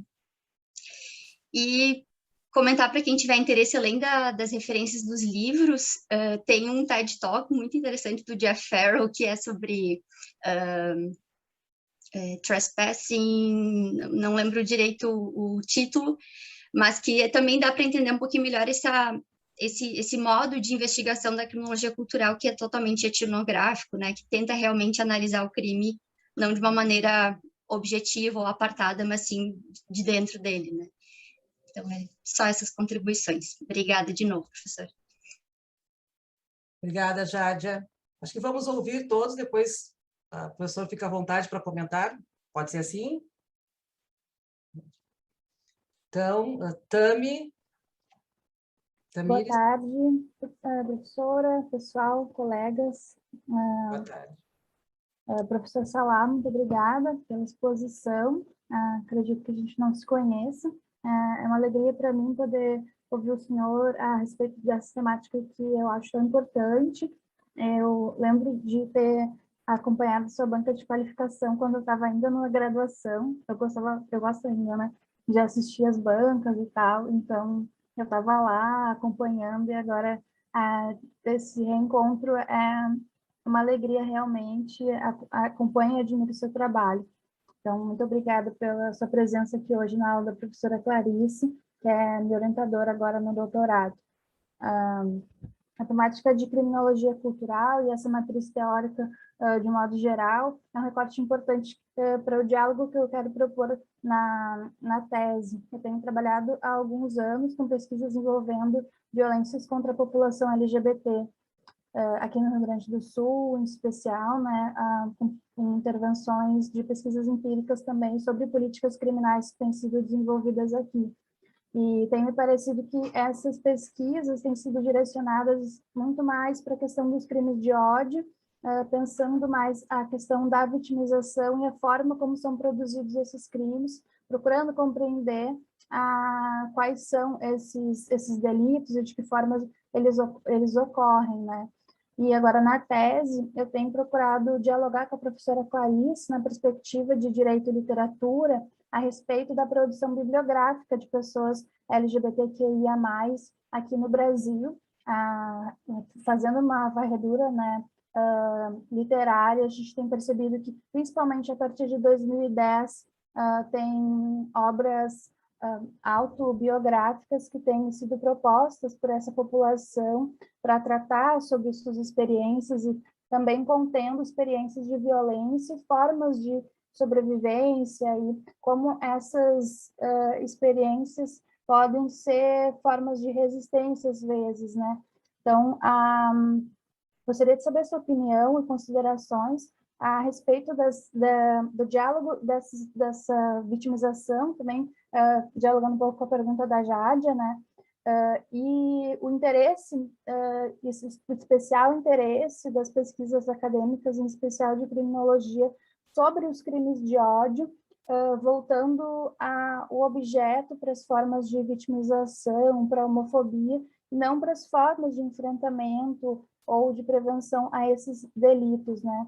E aí, pensando o que o senhor acha mesmo, para a gente estabelecer um diálogo sobre a possibilidade dessa intersecção entre a literatura e essas obras autobiográficas como formas de resistência e essas projeções, assim, a criação dessas imagens como formas positivas de dialogar com a criminologia cultural enquanto marco teórico.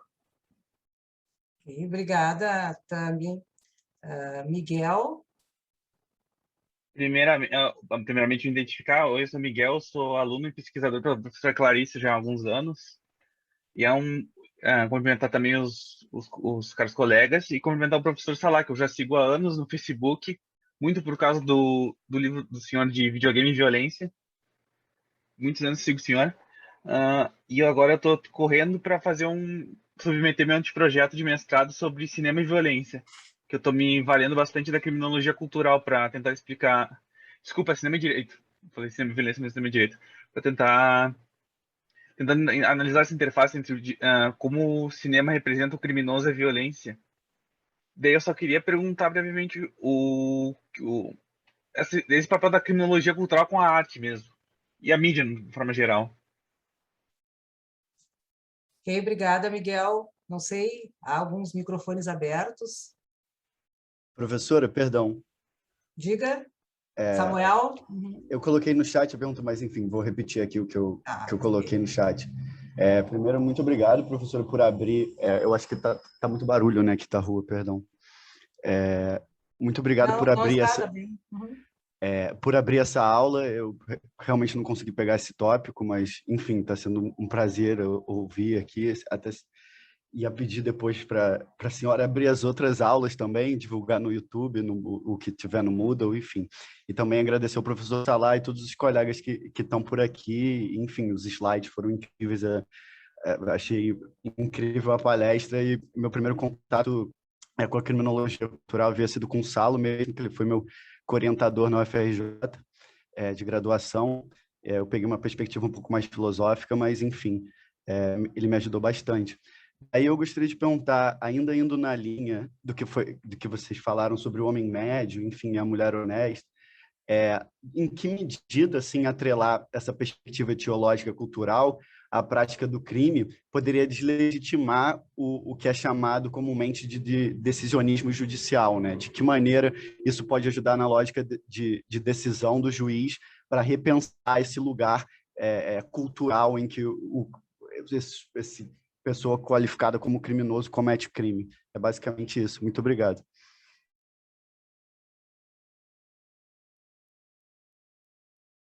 Obrigada, Samuel, pela participação. Sim, à medida do possível, irei disponibilizar, tá? Não há problema algum, as aulas, tá?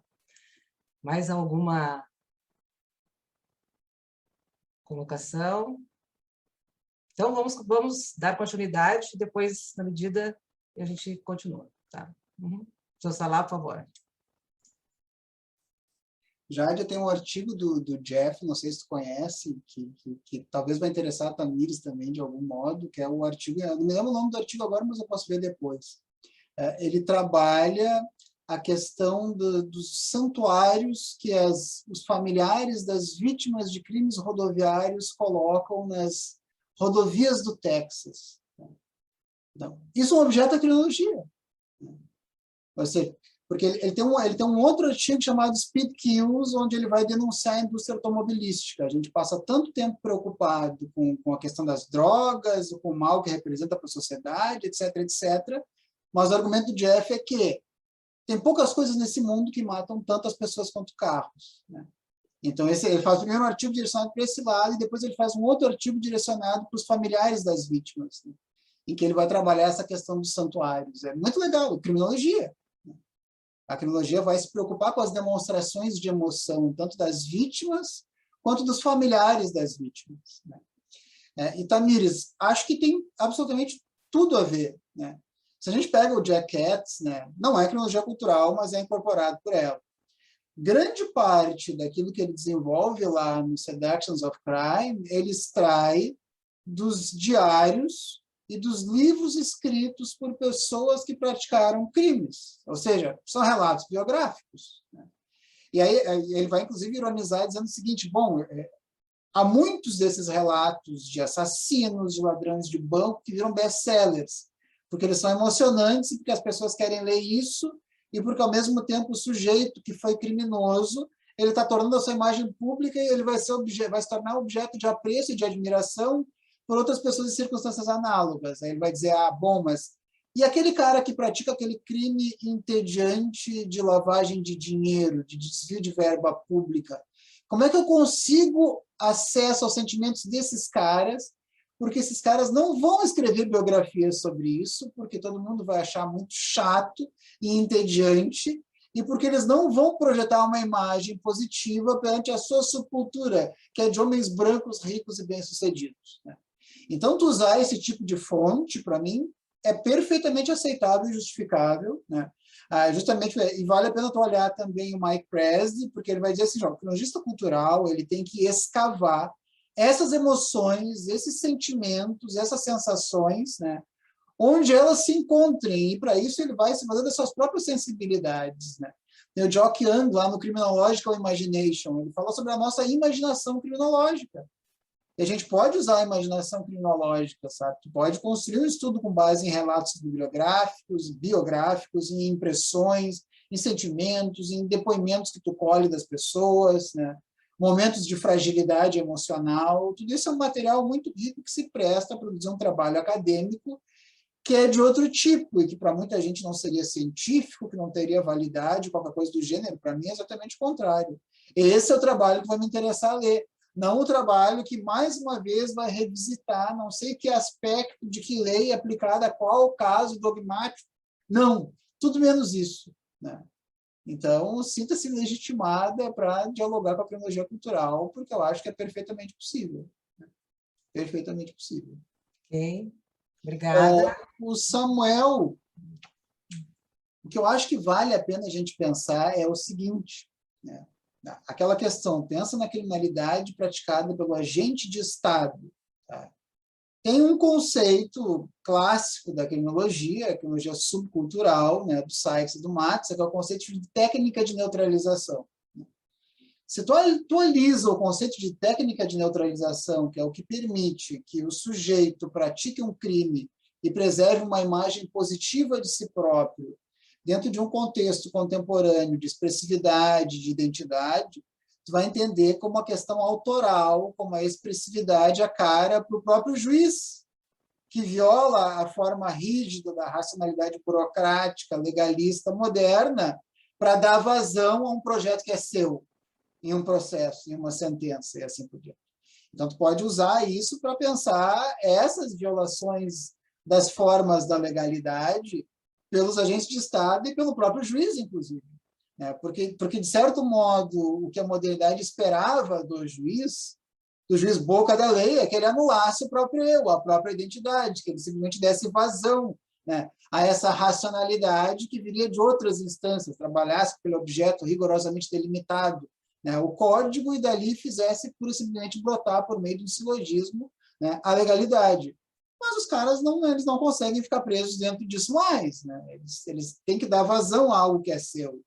Não só como projeto político, e eu não estou negando essa dimensão, não só como cruzada, que diz que os fins justificam os meios, que nem um certo juiz aí que pretende se candidatar a presidente da República, mas também em termos de expressividade, de identidade, de produção de conteúdo de caráter autoral e assim por diante. Agora, por outro lado, e aí acho que foi essa talvez a pergunta que tu realmente tenha feito, né? Pensar que um juiz vai conseguir interpretar o que move alguém a praticar determinado tipo de conduta desde o seu contexto cultural circundante, talvez seja exigir demais de alguém com a formação tão deficitária quanto os nossos juízes, que são mastigadores de códigos, né? São esses caras que se tornam juízes, né? Então, acho que primeiro a gente vai ter que reinventar a própria formação jurídica para conectar essa formação jurídica com outros saberes, outras áreas e formar pessoas mais sensíveis às questões que são discutidas lá na criminologia, na sociologia, na psicologia e assim por diante. Né? Que isso tem um peso gigantesco e monstruoso, tem. Agora, como é que tu vai conseguir convencer um cara propenso a violar a própria forma da lei e para punir cada vez mais e mais e mais a pensar desse modo? Bom, aí é um desafio que talvez seja grande demais para nós da academia.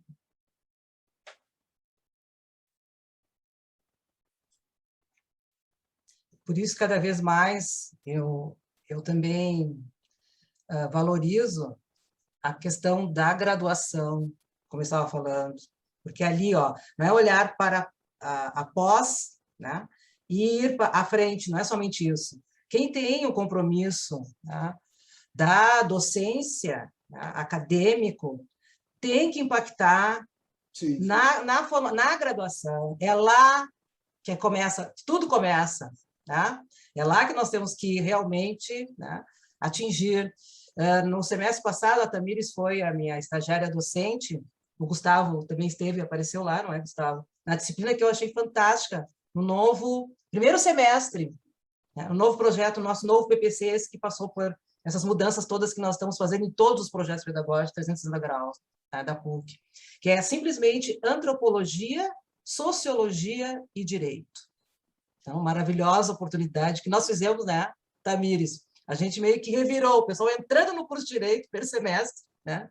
E já enfrentando, né, temas contemporâneos, enfim, né, a partir dos direitos humanos, e aí fizemos lá uma grande revolução nas expectativas do aluno que inicia o curso de Direito, né? Então, é por ali, gente. É a criminologia, no início do curso também, foi algo que eu sempre, né, batalhei, assim, com meus pares, né? Mais ímpares pares. Foi feito, eles conseguiram fazer isso? A criminologia não, no não. curso? Não, ainda não estava, mas ela estava lá no final do semestre, né? Sim. Ela foi para o 8º, depois para o 5º, né? Uma tentativa até de retirada, mas conseguimos manter. Somos a resistência, né? Somos a resistência, sim. ok? Continuemos. Então, não esqueçam da graduação. Façam a pós-graduação, fiquem expert, mas na área que escolherem, a sub-área, seja como for, mas não esqueçam desse compromisso pedagógico, tá? Porque só assim, a maior parte dos cursos de direito, se não todos, o Gustavo também está aí para testemunhar, além do Salah e outros colegas que já ministram aulas, né? Ensina o Gabriel Barleta, que está aqui também, que trabalha com modos de composição, né? Nós ensinamos nosso fio condutor metodológico é o litígio, não é? Então, temos isso também, né? que lutar, tá? Contra isso. Então, colegas, aproveitem. O Salah vai voltar mais vezes. Né? Por mim ficava. O Ruiz está com a mãozinha ali. Oi? Eu levantei aqui, fiz um aceno aqui Ruiz, perdão, Ruiz. Com as reações. Boa tarde a todas, a todos. Professora Clarice, professor Salah, prazer revê-lo.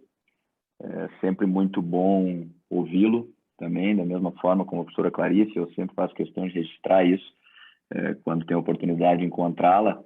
E talvez o fato de algum tempo não me dedicar aos estudos da criminologia, e claro, embora a formação transdisciplinar que o programa oferece, a gente toma alguns direcionamentos que enfim, tomam o nosso tempo e a gente fica mais afastado, mas talvez isso, em alguma medida, valorize muito os momentos como esse que se pode ouvir esse tipo de reflexão tão acertada e me parece tão contemporânea, tão atual. Eu confesso que fazia tempo que eu não vi uma crítica sob uma perspectiva criminológica, evidentemente, mas claro que aí com o enfoque da criminologia cultural, mas tão atual, né? Tão atual, desde a escolha dos slides até, claro, conjugadas com a fala. Eu realmente parabenizo o Salah por essa escolha e pela fala. Eu estou bastante reflexivo após o que eu ouvi. Mas, enfim, isso é mais a título de congratulação. Eu estava ouvindo agora essa manifestação final que o Salah fazia em forma de resposta ao que um dos ouvintes colocou sobre o ativismo, enfim, talvez de que uma expectativa de que os magistrados possam efetivamente, a partir da formação que tem, né, e possam efetivamente avançar com um aporte teórico a tentar responder os porquês daquela conduta. Eu também acho que é algo bastante distante, se não utópico, mas eu fico pensando o contrassenso, até que ponto a criminologia crítica, que é cultural, aqui pensando na resposta do Salah, não poderia simplesmente mostrá-los que eles não são capazes de fazer isso. Né? Não precisa dizer como eles, não precisa munir eles de ciência para que consigam responder, mas que fosse suficiente para demonstrar a ignorância que eles têm em relação a isso, porque na realidade, quando julgam, em grande medida, muitas decisões pelo menos são assim, eles o fazem, eles pressupõem que têm condições de dizer o porquê, e aí, claro, basta pegar lá um 59 condições pessoais, uma análise de personalidade, que nós vamos ter isso desvelado, né, na prática. Então, e aí, pensando isso, eu fiquei refletindo, e é mais a título de curiosidade mesmo que eu faço esse registro, se o Instituto em si, ele tem uma atuação, ou pretende, ou uma atuação estratégica no Poder Judiciário, porque ouvindo falar, e aí, claro, pode ser seja um departamento estratégico de litígios para se habilitar como amicus curiae em determinadas ações que possam ter um fundo, enfim, que possam ter uma repercussão de política criminal para além daquela decisão, seja na formação dos juízes, porque eu acho que talvez a grande revolução que se possa fazer a longo prazo, ela passa por uma reformulação da judicatura. E isso com auxílio justamente, para além da dogmática penal, processual, enfim, por meio da criminologia. É isso que poderia, em alguma medida, humanizar mais, para que as decisões elas sejam mais acertadas e, a partir disso, se construa, enfim, se construa uma história, em termos de justiça social, melhor. Então, eu fico com essa dúvida, se há uma perspectiva, se não há, a título de sugestão, pelo que ouvi, gostaria muito que se pensasse sobre isso. Eu estou falando do Instituto, porque sei que há um instituto por trás da fala do Salah, que ele, inclusive, se não é presidente, enfim, eu já tive a oportunidade de acompanhar alguns eventos, enfim, que o Salah estava envolvido. Então, com essa perspectiva de interferência no judiciário, se é viável, seja através de prova da magistratura, se é viável inserir isso de alguma forma, brigar por isso no Congresso, se é viável a partir de um estágio probatório, de que eu honestamente acho que uma das dinâmicas mais, que eu vou colocar, mais uma das profissões em que há um desnível em relação ao universo para além daquela profissão é a magistratura. Veja, se fica estudando... Claro, isso, e eu nem estou falando aqui do perfil do magistrado brasileiro, que é eminentemente branco, classe média alta, que estuda sob sustento em casa e que tem condições de passar naquela prova dificílima. Isso tem pesquisas de sobra sobre isso. Mas eu me refiro com a virada que acontece em termos de que há um isolamento social, praticamente, e nessas condições que o perfil coloca para que se prepare para aquele concurso e no dia seguinte a prova que está julgando, decidindo a vida, enfim, de tanta gente com muito pouco preparo em termos de justiça social mesmo, em termos disso que eu ouvi. Então, é isso, é uma reflexão, uma congratulação, evidentemente, Salah, enfim, e que eu deixo aí para reflexão. Obrigado. Obrigada, Ruiz. Eu acho que além da graduação, para além, né, dos cursos de formação da magistratura, lembraste muito bem. Tá?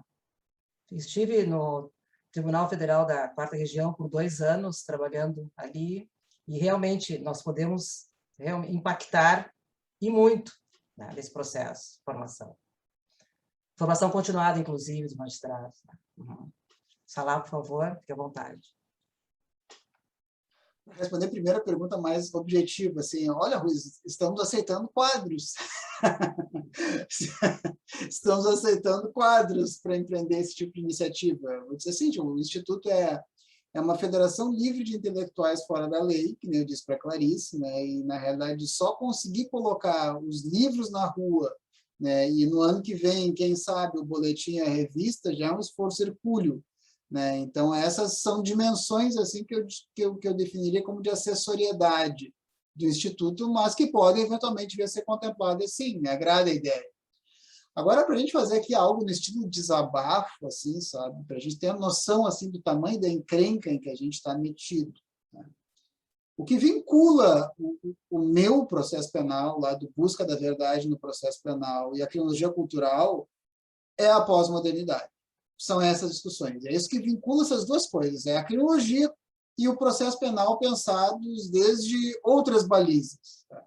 Que o Busca da Verdade no Processo Penal poderia ser muito bem 2 pontos para além da razão moderna, em vez de para além da ambição inquisitorial. Que o tamanho do nosso problema, ele é gigantesco. Tá?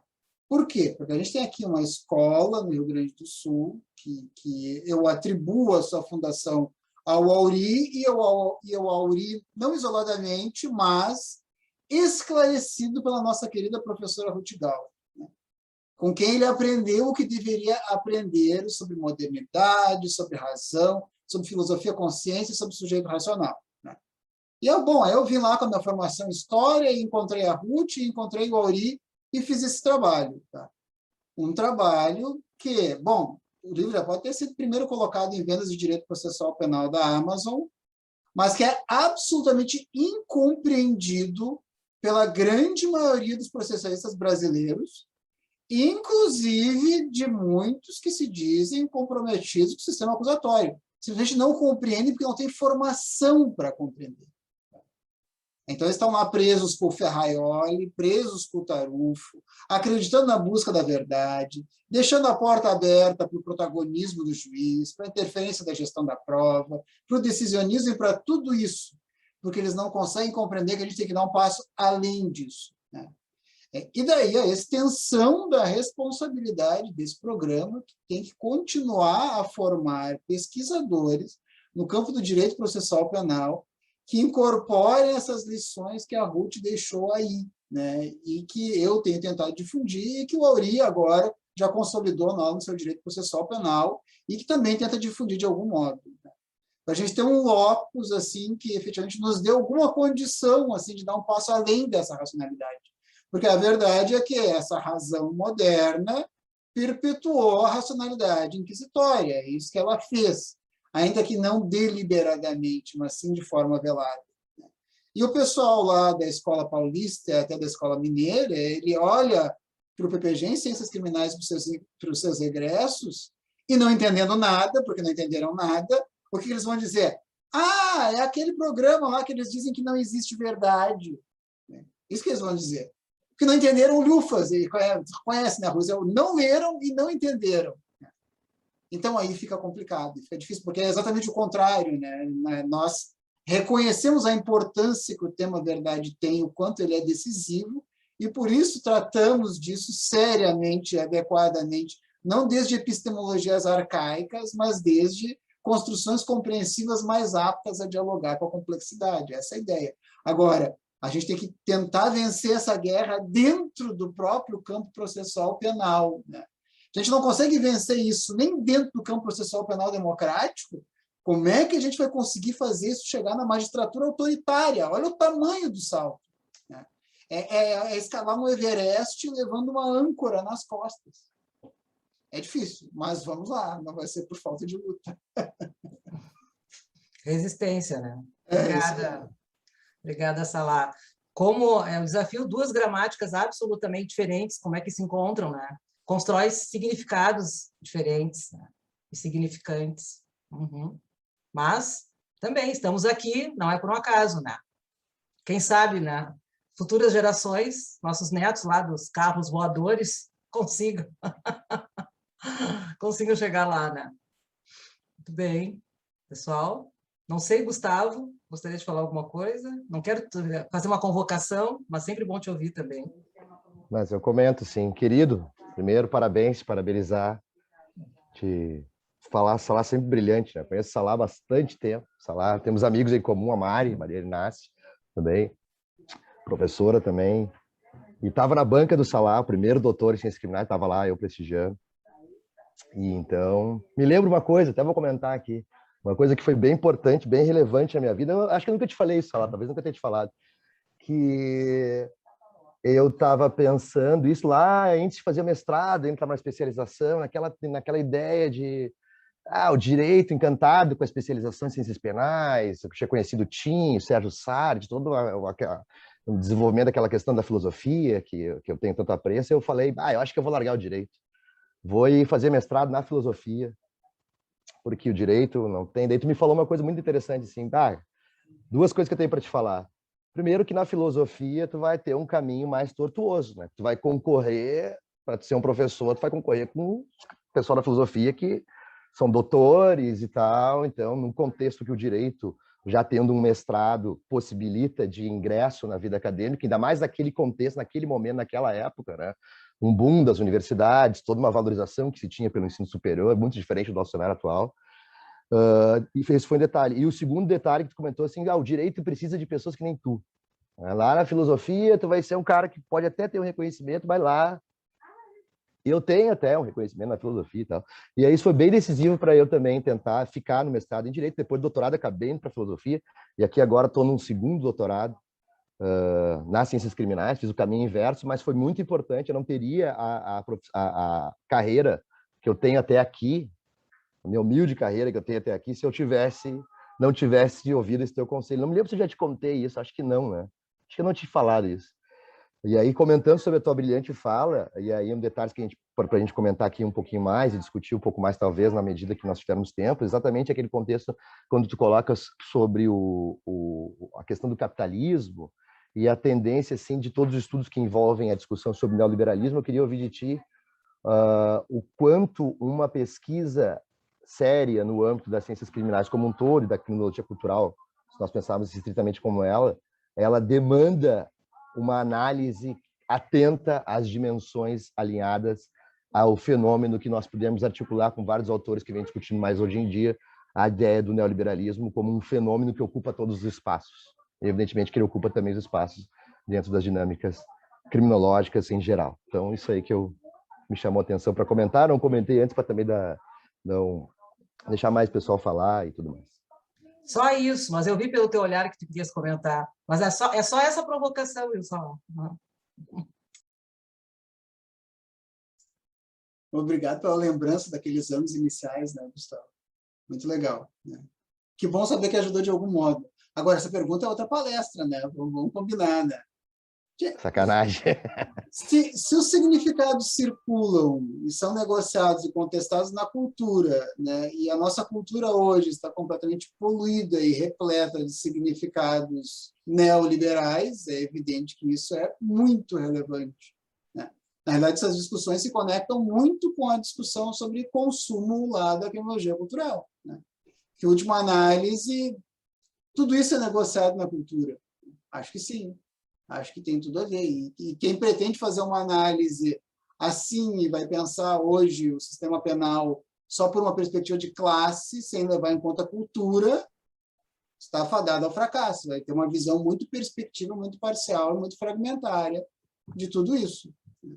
Até porque tem coisas aí que a gente tem que compreender. A gente tem que compreender esse contexto no qual um sujeito, né, pedala, né, para transportar uma mercadoria de um supermercado para outra pessoa, sendo que ele não trabalha nem para aquela pessoa, nem para o supermercado, e sim para um app, com o qual ele não tem nenhuma espécie de relação, nenhuma espécie de vínculo trabalhista, uma efemeridade, uma incerteza total, mas, ao mesmo tempo, de algum modo, ele pedala acreditando que empreende.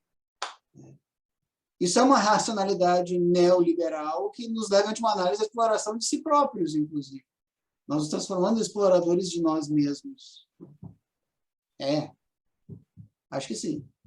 Sim, tanto é que a Jádia está, não posso deixar de dizer, né, Jádia, está tentando se aproximar, fizemos uma qualificação, doutorado, tá?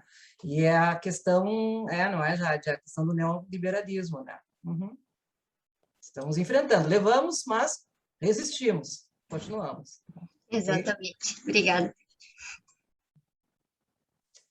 Então, pessoal, quantas provocações, né? Adoro isso. Né? Não viemos aqui para achar respostas e resolver os problemas, mas para, né, assumi-los, né? Assumir a complexidade, evidentemente, né? E enfrentá-los. Né? Então, mais uma vez, Salah, muito obrigada. Né? Espero que tu tenhas assim, mais disponibilidade de estar conosco em outras oportunidades. Né? É um grupo aqui, também tem o grupo de pesquisa, que está integrando hoje a aula, está participando, alunos, né? Alguns alunos da graduação, além dos alunos do mestrado e doutorado, né? E que tem feito a diferença, acredito, na Escola de Direito, na PUC, no entorno, enfim, e que tem um compromisso, né? Quem me conhece, compromisso com extramuros, como eu gosto de dizer. Né? Então, não é simplesmente aquele diálogo ululante lá, né, entre as partes acadêmicas, né, mas sim impactar. Então, as nossas pesquisas são realizadas já desde 2014, 2015, conversando com o sistema, né, procurando revisitar com outros olhares, os adolescentes em cumprimento de medida, né, socioeducativa, no meio aberto, no meio fechado. Então, como isso também, né, impacta e pode ser conectado, né? E entender, olha, o ponto de partida, por isso que quando eu estava pesquisando, né, para preparar essa disciplina nova, eu te encontrei, né, nesse sentido, né, porque um dos pontos de partida dessas nossas pesquisas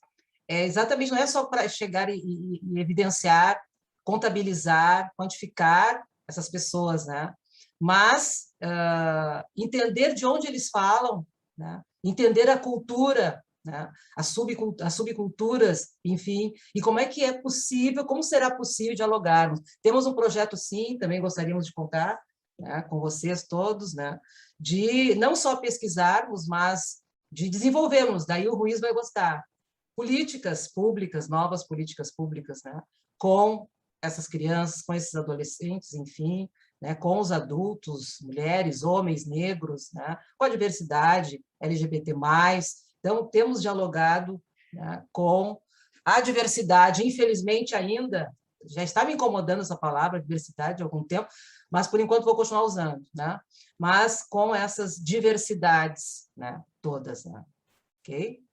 Então, muito obrigada a todos, né, que estiveram conosco até aqui, todos, assim, os que eu posso ver com os olhares. Continuaremos na semana que vem, investigando e conversando sobre outros pontos, né, e caminhos também possíveis para nós realmente fazermos, não lidarmos, né, com as diferenças, né, enfim, né, na academia, e assumirmos o nosso papel. Alguém tem que fazer e alguém tem que desbravar isso, tá? Então, Salah, mais uma vez, conta conosco também, da mesma forma, tá?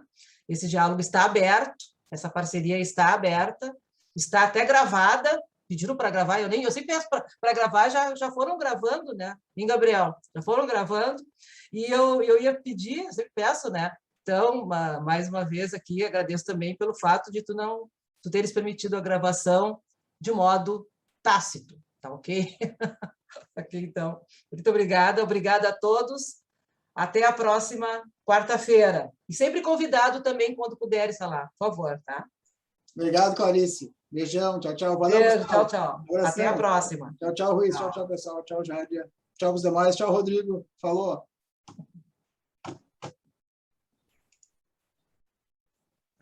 Para a gravação aí, Miguel.